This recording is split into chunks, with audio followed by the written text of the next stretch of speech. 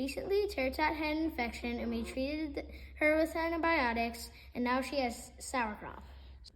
So a lot of times sauerkraut develops in chickens that are treated with antibiotics because the antibiotics kill the good bacteria in their crop, and a fungal or yeast infection is able to develop in their crop, causing sauerkraut. Basically, what it causes them to do is ferment their food inside their crop instead of kicking it into their stomach where they can digest it and get all the minerals and nutrients from it. You'll see a chicken that has lost a lot of weight, kind of walks around really sad and puffy, and you'll also see a big swelling down where their crop is, which is just off to the side of their breastbone. How do you know that they're dealing with sauerkraut? Usually you have a chicken that seems uninterested in food, is really mopey, and is losing a lot of weight. Also, when you go to feel their crop, it's really, really distended and big. How do you know it's sauerkraut versus an obstruction?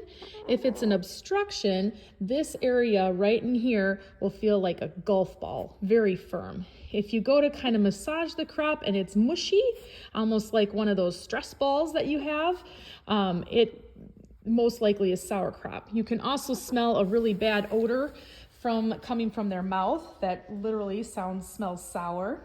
And if you open their mouth, some of these chickens, you can actually see the infection in their mouth, which is really hard, but it's a big white stripes all over in their mouth, which is actually the thrush or the infection. A treatment starts with a couple mils of olive oil and a massage on their crop every day. So you give 2 to 3 mils of olive oil. Some people give more depending on how much is stuck in their crop. Give it by mouth 2 to 3 times a day and massage that crop to get everything broken up. You massage from the bottom of the crop up to the top to try to get it out and let them rest. You also want to isolate them in a cage where they're all by themselves and take away all of their food for 24 hours. You want to keep them off of food until their crop feels relatively empty. Then we put them on just some fresh water for another 12 hours. After they've been fasted, we feed them something that's easy to digest, like scrambled eggs and plain yogurt. You want to start with really small amounts every 3 to 4 hours and just let them easily digest all that food. We also took away her grit because she was eating the grit. She was so hungry.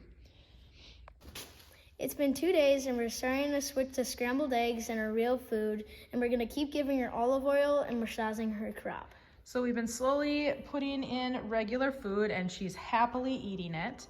We've also added in nystatin, and we're treating her with that twice a day to help treat that yeast/fungal infection. She seems to be improving and asking and begging for food, and we're starting to see some normal stools. So hopefully she is on the mend and we're starting to see her improve from that sauerkraut.